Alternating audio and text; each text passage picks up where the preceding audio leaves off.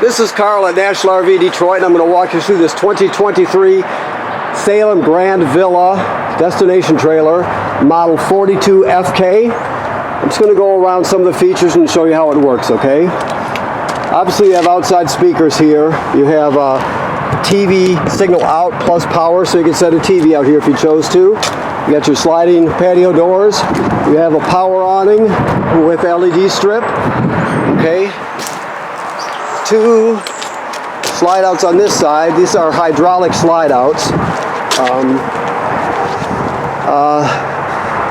Two LP tanks with automatic changeover regulator. They're full. Then you have a deep cycle marine battery, which is new. And there you can see the kill switch for the battery. If you want to shut the battery off, you can turn it off right there, okay? As we go further, two more slides on this side. These are your dump valves, your black tank right here and two grays. Okay, so it has a black tank flush. So after you dump your black tank, you can, I believe it does. Let me look here before I speak anymore. It's probably back here. Oh, maybe not. Ah, right here. I'll walk right past it. Okay. So after you dump your black tank, you can hook the hose up here, turn it on, and it'll spray the inside of your black tank out. Just make sure you leave the valve open.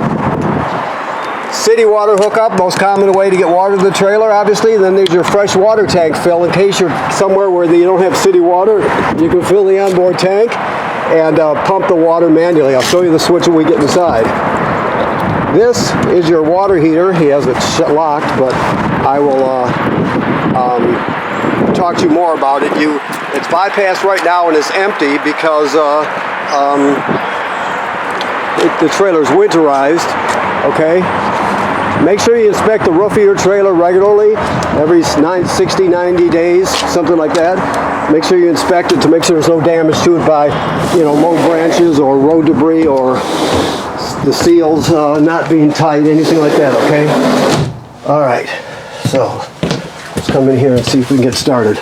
So you've got one switch for your slide rooms. It's going to take a few minutes because they're all hydraulic, so they'll go in order. You can see the off-door side one going right now. Whoops, I'm sorry. Well, actually, I'm not sorry. One of your slide rooms has an electric switch on it. So that's what this white one is. I have to look. It's probably the one up front. That's generally which one it is. It says here to remove the slide lock, so I don't believe it's on there right now, but I will make sure.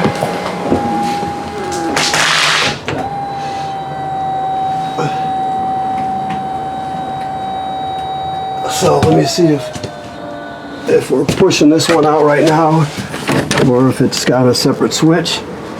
Oh, no, it went out, so, okay. So all three of them on one. Now this is like a dimmer here, so there we go. So let me look. I don't see a slide lock up there. Let me see. No. Okay. So we'll go ahead and send it out.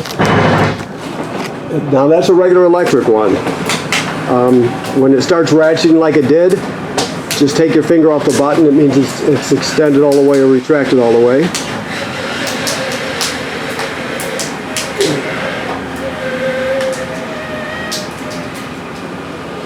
All right. Right there. Okay. So here we are at the control panel. Slide out switch. Your awning, your power awning switch is right here. Okay. Never leave it out unattended. Always roll it in if you're not going to be at the campsite. These are your tank levels here. So your battery's charged, fresh is empty, black. You only have one black tank, so don't pay attention to black tank number 2. And then you have a gray and a galley, which are both gray tanks. They graduate up 1/3 increments as they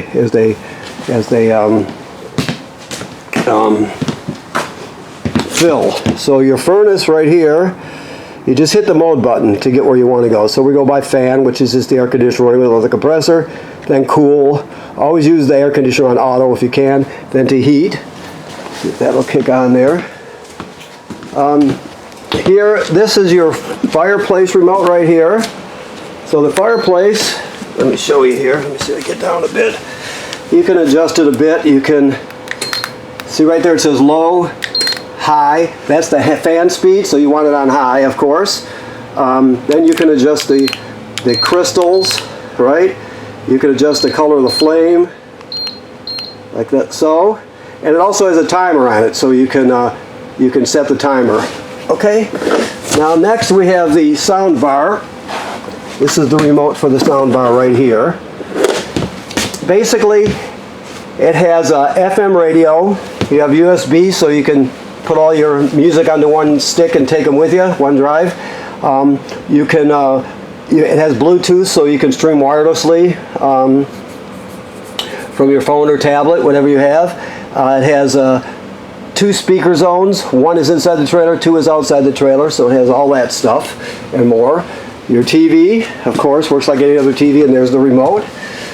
These are hide-a-beds here, so you can pull the cushion right off. You grab them down here and fold them out, drop the legs, and fold the other one, so you got 2 beds here, which is great. And then, of course, you've got regular theater seating here. When you're traveling, always keep the door on your refrigerator latched like that, or strapped, I guess you would say, like that, so they doesn't pop open and break anything. When it comes to your cooktop, it's very simple. You go to light, then you depress it, then you spark it. Let's see if I can do it with one hand here. There we go, just like that. It's that simple. So it's kind of a safety deal, so kids can't just turn it on. The oven works like any other oven, so there's nothing unique about it.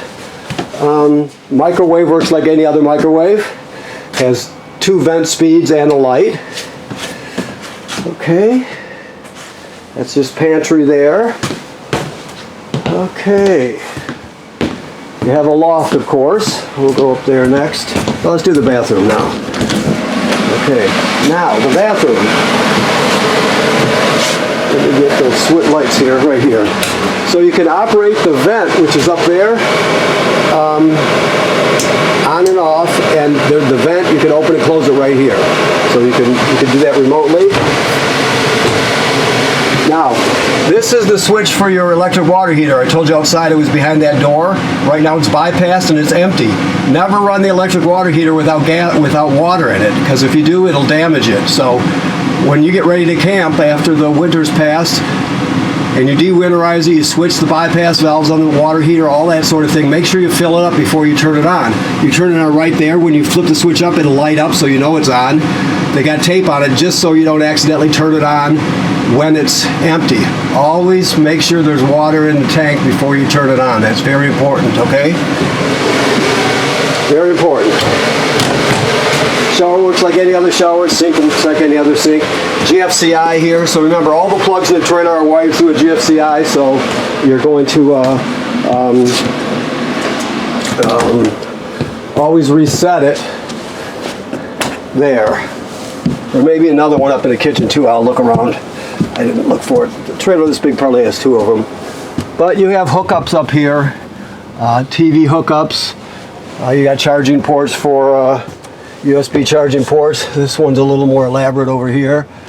Those are both emergency windows, so you can escape from up here. Okay. Mostly self-explanatory. Okay. That switch is not right. I'll have them fix this before. Okay. So, switch here. Second thermostat, this one. Second thermostat here. Okay. That's the slide lock they talked about. Below it in the sack there are your central vacuum parts, your hoses and that sort of thing, okay? This down here is your power converter. This converts AC to DC power, so when you're plugged in, you have 110 AC circuit breakers over here like you'd see at home. They're all labeled. Then the power will be converted to 12 volt DC. On this side you got 12 volt fuses here and they're all labeled, right? That's where the 12 volt comes from. And also, this is a battery tender, so as long as you're plugged into shore power, it's going to sense how much energy your battery up front needs, and it'll always keep your battery charged. So it's also a battery charger slash tender, okay? Alrighty, this will be pre-plumbed and wired for a washer and a dryer, stackable or a combo, whichever one you want. But it's a very easy install. You can pick up the bed and there's storage underneath, of course. Another emergency window. Alright. And the rest is self-explanatory, I guess. Yes? Okay. Alrighty. I said I would look for another GFCI just to make sure here. The main thing is they're all wired through the GFCI. Even if it's not a physical GFCI, it's still wired through it, so you would reset it there. Right now I'm just seeing that one in the bathroom, so you can look around as you use it, but I think that might be the only one. So that's where, if it pops, that's where you reset it. Okay. You also have a paddle fan on the ceiling.